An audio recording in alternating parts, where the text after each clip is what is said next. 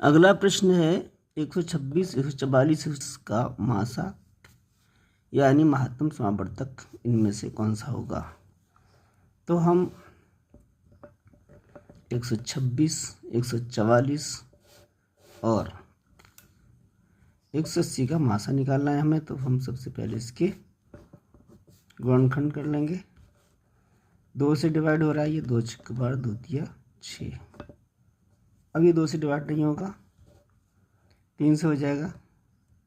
3 दूनी 6, 3 एकम 3, 3 सत्ते 21 और ये 7 से हो जाएगा। अब ये 44 को हम डिवाइड करें 2 से, 2 सत्ते 14, 2 दूनी 4, 2 तिया 6, 2 छक्के 12, 2 एकम 2, 2 अट्ठे 16, 2 नेम 18, 3 से कट जाएगा, 3 तिरका 9, 3 एकम 3, 180 2 से कट जाएगा, 2 नेम 18 0, 90 के आधे कर देंगे 45 हो जाएगा।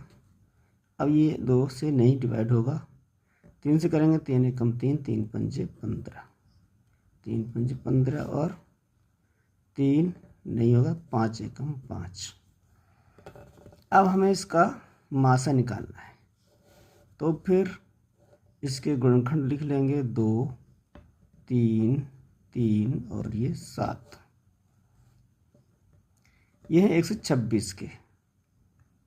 अब 144 के 2, 2, 2, 2, 1 2 3 4 जगह 2 है और 2 जगह 3 है।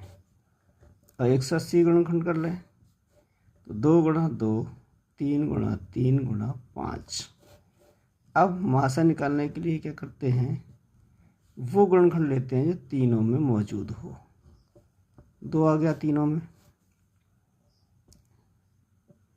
3 एक बार ये, एक बार ये, एक बार ये, 2 बार 2 बार 3 मौजूद है। तो बाकी कोई गुणनखंड ऐसा नहीं है जो तीनों में मौजूद हो, यही गुणनखंड है तीनों। तो 3 तिरका 9, दूनी 18। तो हमारा 126, 144, 180 का जो महत्तम समावर्तक आया है वो आया है 18। 18 इसमें देखते हैं, इसमें 6, इसमें 180, 163, 326 है, ये इनमें से कोई नहीं आ रहा है। तो यहाँ पर 0 हो सकता है, मिस्टेक से लग गया हो। तो यहाँ पर जो आंसर होगा वो 18 होगा, यानी 0 नहीं होगा इसमें। तो इस हिसाब से हमारा बी विकल्प इसका सही है। बराबर भुजा वाले एक वर्ग और समबाहु त्रिभुज के क्षेत्रफलों का अनुपात कितना होगा। यानी भुजाएं दोनों की बराबर हैं, यानी इस वर्ग की भुजा ए है और समबाहु त्रिभुज की भुजा भी ए है। तो वर्ग का क्षेत्रफल निकालेंगे। अगर भुजा ए है तो वर्ग का क्षेत्रफल हमारा ए स्क्वायर हो जाएगा। समबाहु त्रिभुज का क्षेत्रफल निकाल लें, ये होता है √3/4 और भुजा का वर्ग। अब हम निकाल लेंगे अनुपात। अनुपात निकालना है वर्ग का क्षेत्रफल और समबाहु त्रिभुज के क्षेत्रफल का अनुपात। वर्ग का क्षेत्रफल पहले है तो हम ए यानी वर्ग का क्षेत्रफल ऊपर रखेंगे, बाद में समबाहु त्रिभुज का क्षेत्रफल है तो फिर समबाहु त्रिभुज का क्षेत्रफल का सूत्र बाद में लिखेंगे। ये ए स्क्वायर से स्क्वायर कट जाएगा, 4 जो है वो ऊपर आ जाएगा, 4/√3। इसको हम अनुपात में लिखें तो 4/√3, ये अनुपात आ गया है। 4/√3 सी विकल्प में, तो सी विकल्प ही इसका सही है। 560 किमी चलने में एक गाड़ी 7 घंटे का समय लेती है, तो 840 किमी चलने में वो कितना समय लेगी। तो हम एक तरफ लिख देते हैं दूरी और दूसरी तरफ लिख लेते हैं समय। दूरी है 560 किलोमीटर और समय लेती है वो गाड़ी 7 घंटे, तो 840 किमी चलने में वो कितना समय लेगी, x मान लेते हैं। तो दूरी 560 है तो 7 घंटे ले रही है, दूरी बढ़ रही है 840 हो रही है, तो फिर हमारा समय भी बढ़ेगा, तो ये समानुपात होगा। तो समानुपात हम एक ही तरफ निशान लगा लेते हैं। तो ये हो जाएगा 560 अनुपात 840 समानुपात 7 अनुपात x। अब समानुपात का जो नियम है वो क्या है? समानुपात का नियम ये होगा कि पहला और चौथा अनुपात का गुणा, यानी 560 गुणा x बराबर होगा दूसरा और तीसरा अनुपात 840 गुणा 7। x की वैल्यू निकालना है, यानी समय निकालना है, कितना समय लगेगा। तो x बराबर आ जाएगा 840 गुणा 7, ये आ जाएंगे हमारे बटे में 560।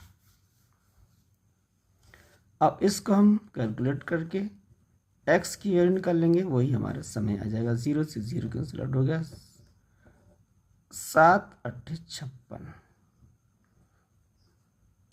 तो ये आ जाएगा 84/8। अब 8 से हम डिवाइड करें तो ये 8 धाई 80, ये आ जाएगा 10 घंटे। अब ये हमारे 4 घंटे बचे हैं, 4 घंटे को हम मिनटों में बदलते हैं, तो ये बटे में 8, 4 दूनी 8, 2 की 6 यानी 30 मिनट। तो टोटल जो समय लगेगा 10 घंटे 30 मिनट। 10 घंटे 30 मिनट ये हमारे ए विकल्प में है, तो ए विकल्प इसका सही है। वर्णिका की जनवरी माह की मासिक आय 25,000 रुपये है। मार्च में उसकी आय में 10/11% की वृद्धि की गई। बताइए मार्च में उसे आय के रूप में कितने रुपए प्राप्त हुए। तो जनवरी माह की जो आय है वो है 25,000 रुपये। अब आय में वृद्धि परसेंट कितना है, 10/11%। इसको सही को ख़त्म करें, 11 धाई 110 और 10 जोड़ दें तो 120/11%। अब आय में वृद्धि कितनी हुई, आय में वृद्धि होगी 25,000 का 120/11%। अब इसको सॉल्व कर लेंगे, 25,000 गुणा 120/100, 1 0 1 0 कैंसिल आउट, 1 0 दूसरी कैंसिल आउट, बटे में है 11। अब 2 0, 25 दूनी 50 के 0 5 हासिल, 25 में 5, 25 से 25 और 5 30 बटे 11। अब 11 से डिवाइड करते हैं तो 11 दूनी 22, यहाँ से 8 बचेंगे, 0 11 7 77, यहाँ से बचेंगे 3, फिर ये 0 आ जाएगा, 30 11 दूनी 22, फिर 8 बचेंगे, फिर 0 आ जाएगा, 11 7 77, तकरीबन 2,727 रुपये बढ़ेंगे। 25,000 उसको पहले से मिल रहे थे, 2,000 और बढ़ गए, तो जो अब मार्च में जो मिलेगी तनख्वाह वो हो जाएगी 27,727। 27,727, इसमें ये नहीं है, 27,000 ये भी नहीं है, ये भी नहीं है, 27,725 सन्निकट मान पूछा था, तो यही आंसर होगा हमारा 27,725। तो बी विकल्प इसका सही है। अगला प्रश्न दिया गया है, किसी शहर की आबादी में 4% वार्षिक दर से वृद्धि होती है। यदि शहर की वर्तमान जनसंख्या 15,000 हो तो 2 वर्ष बाद ये बढ़कर कितनी हो जाएगी। वार्षिक वृद्धि दर है 4%, समय है हमारा 2 वर्ष, और जो वर्तमान जनसंख्या है वो है 15,000। जनसंख्या वृद्धि जो बढ़ती है वो चक्रवृद्धि ब्याज की तरह बढ़ती है, तो हम 2 साल बाद जो जनसंख्या निकालेंगे वो चक्रवृद्धि ब्याज की तरह से निकालेंगे। ये होता है हमारा a बराबर p इंटू 1 प्लस r/100⁴ ये हमारा फॉर्मूला इस्तेमाल होगा। a होगी 2 वर्ष बाद उस गांव की जनसंख्या, p है हमारी वर्तमान जनसंख्या वो 15,000 है, r है 1 प्लस r/100 r है हमारी वृद्धि दर 4% जाएगा 4/100 और समय है 2 वर्ष। अब इसको हमें हल करना है। 100 एकम 100 और 4 ये हो जाएगा 104/100, इसका हो जाएगा वर्ग। तो 15,000 गुणा 104 गुणा 104, 2 का घात है तो 2 बार लिखेंगे। 100 गुणा 100, 1 2 1 2 0 ये कैंसिल आउट होगा, 1 0 इससे कैंसिल आउट हो गया, 5 से कट जाएगा, 5 दिया 15, 5 दूनी 10। अब बचेगा हमारा यहाँ से 3, यहाँ से बचेगा 2 से कट जाए, 2 दूनी 2 पंजे 10, 2 दूनी 4 52 और ये 104। अब हम गुणा कर लेते हैं इसमें, 2 या 6 और 2 3 पंजे 15 गुणा 104। अब 104 का गुणा करते हैं इसमें तो कितना आ जाएगा, 4 6 24 और 4 पंजे 20, 2 22, 4 कम 4 2 6। 10 से मल्टीप्लाई करेंगे तो 1 इंच छोड़ देंगे, 0 6 5 और 1 4 आ गया, ये 2 आ गया, 6 दूनी 12 6 और ये 1। तो अब ये 2 साल आबादी, 2 साल बाद जो आबादी होगी 16,224 हो जाएगी। तो 16,224 इसमें दी गई है बी विकल्प में, तो बी विकल्प ही इसका सही है। 7 लगातार सम संख्याओं का औसत 30 है, तो सबसे बड़ी संख्या क्या होगी? 7 लगातार सम संख्याओं का पहली सम संख्या अगर x है तो दूसरी हो जाएगी x प्लस 2, तीसरी होगी x प्लस 4, चौथी होगी x प्लस 6, पाँचवीं होगी x प्लस 8, छठी होगी x प्लस 10 और सातवीं होगी x प्लस 12। इन सब को जोड़ दें तो आ जाएगा 30 गुणा 7 के बराबर। 1 2 3 4 5 6 7, ये हो जाएगा 7x प्लस 2 4 6 6 12 8 20 10 30 और 12 42 बराबर 7 दिया 21। 7x बराबर 210 माइनस 42। 7x इसमें से घटा देंगे 8 बच जाएंगे, ये 6 बच जाएंगे, 168 आ जाएगा और x बराबर आ जाएगा 168/7। x की वैल्यू 7 दूनी 14, 7 चौक 28, ये आ जाएगी 24। सबसे बड़ी जो सम संख्या होगी वो होगी x प्लस 12।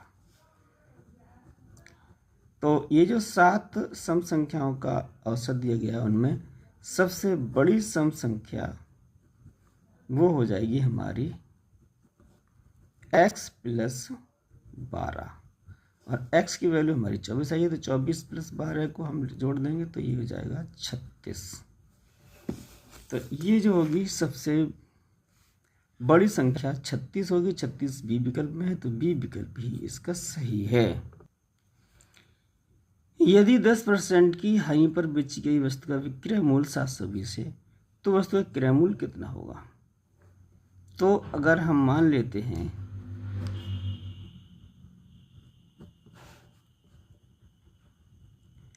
वस्तु का क्रय मूल्य अगर x है तो हानि बराबर x का 10%,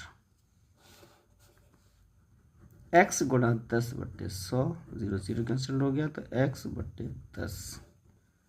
अब प्रश्न में जो दिया गया है क्रय मूल्य x है, इसमें से हानि घटा दें तो ये आ जाएगा विक्रय मूल्य, और जो कि है 720। 10 एकम 10, x माइनस x घटा दिया तो 9x/10 बराबर 720। तो x बराबर आ जाएगा 720 गुणा 10/9, तो 9 8 72, 10 8 80, ये हो जाएगा 800 रुपये। तो वस्तु का जो क्रय मूल्य होगा वो 800 रुपये होगा। 800 है ये हमारा डी विकल्प में, तो डी विकल्प ही इसका सही है। 6250 का 5% वार्षिक दर से 4 वर्ष का साधारण ब्याज क्या हो? साधारण ब्याज का फॉर्मूला होता है मूलधन गुणा दर गुणा समय बट्टे 100।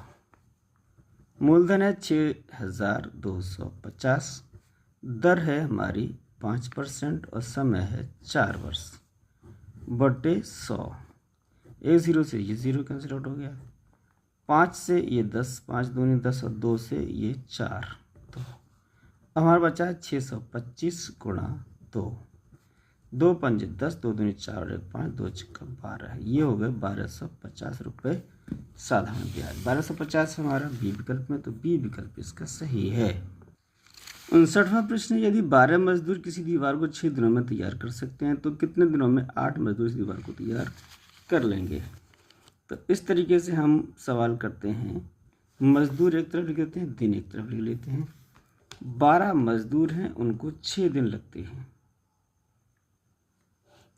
तो 8 मजदूरों को कितने लगेंगे, इसको हमें x मान लेते हैं। इसको हमने इस तरफ एक तीर लगा दिया है। अब हमने इसे देखना है कि 12 मजदूर 6 दिन में करते हैं, तो 8 मजदूर कितने दिन लगाएंगे, यानी मजदूर 12 थे तो 6 दिन लग रहे थे, तो 8 मजदूर लगेंगे, तो फिर समय कम लगेगा या ज़्यादा?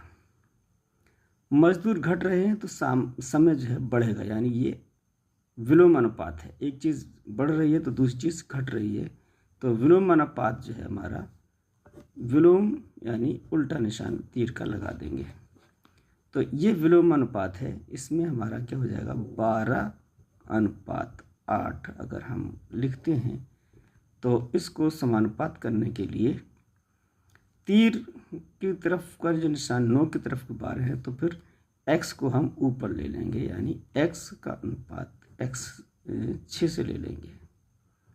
तो ये हमारा विलोम अनुपात होता है कि हम इसको उल्टा करके लिखेंगे। अब ये अनुपात हमारा बीच का अनुपात 8 गुणा x बराबर हो जाएगा पहला और लास्ट वाला 12 गुणा 6, तो x बराबर आ जाएगा 12 गुणा 6/8, ये हो जाएगा 12 6 72/8, तो 8 9 72, तो x कितना आ गया 9। तो ये x हमने माना था दिन, तो वही हमारे दिन आ गए हैं 9, यानी अगर हम 8 मजदूर लगाते हैं तो ये काम 9 दिन में पूरा होगा। 9 दिन हमारे बी विकल्प में दिए गए हैं, तो बी विकल्प ही इसका सही है। यह है 60वां प्रश्न इस प्रश्न पत्र का आखिरी प्रश्न, यानी जवाहर नवोदय विद्यालय के क्लास 6 के एंट्रेंस टेस्ट में 80 प्रश्न आते हैं, 40 मानसिक योग्यता परीक्षण के और 20 यानी 1 से 40 मानसिक योग्यता परीक्षण और 41 से 60 तक गणित परीक्षण के और 61 से 80 तक भाषा परीक्षण के। तो इस वीडियो के बाद हम भाषा परीक्षण का भी वीडियो बनाकर आपके सामने पेश करेंगे, तो हमारे चैनल को सब्सक्राइब कर लें ताकि हमारे आने वाली वीडियो का नोटिफिकेशन आप तक आसानी से पहुंच सके। तो आखिरी प्रश्न है मैथ का, यानी अंकगणित परीक्षण का। एक बाल्टी में 4 लीटर पानी है, इसमें से 1 सही 1/2 का मतलब 1.5 लीटर पानी, 500 मिलीलीटर पानी काम मिलाने के बाद शेष पानी को समान क्षमता वाली 15 डिब्बियों में भरना है। पूर्णतः भरी डिब्बियों एवं आंशिक भरी डिब्बियों की संख्या में कितना अंतर होगा?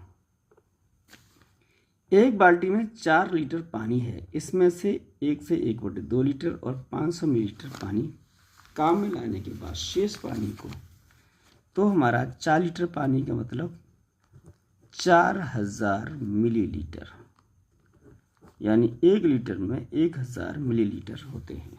अब 1.5 लीटर यानी 1 लीटर यानी 1000 मिलीलीटर और 1/2 का मतलब आधा यानी 500 मिलीलीटर। तो 1.5 मिलीलीटर तो ये हो गया 1 से 1/2, 500 और इसका मतलब 2000 मिलीलीटर इसमें से इस्तेमाल कर लिया। अब इसमें से कितना बचा, यानी शेष पानी जो बचा है वो 2000 मिलीलीटर पानी बच गया है। इसको 15 डिब्बियों में भरना है, तो इससे हम डिवाइड कर देंगे 2000 को 15 से, तो 15 एकम 15, बच्चे 5 जीरो था लिया, 15 तिया 45, बच्चे 5 फिर जीरो ले लिया, 15 तिया 45। तो ये जो 133 डिब्बियाँ हैं वो तो पूरी तरह भर जाएंगी। अब इसमें 5 मिलीलीटर बचेगा, ये हमारा क्या है शेष, तो एक जो होगी वो आंशिक भर जाएगी। अब 133 पूर्णतः भरेंगी, एक आंशिक भरेगी, तो इनका अंतर निकालना है, तो कितना आ जाएगा 132। तो 132 है ए विकल्प में, तो ए विकल्प भी इसका सही है।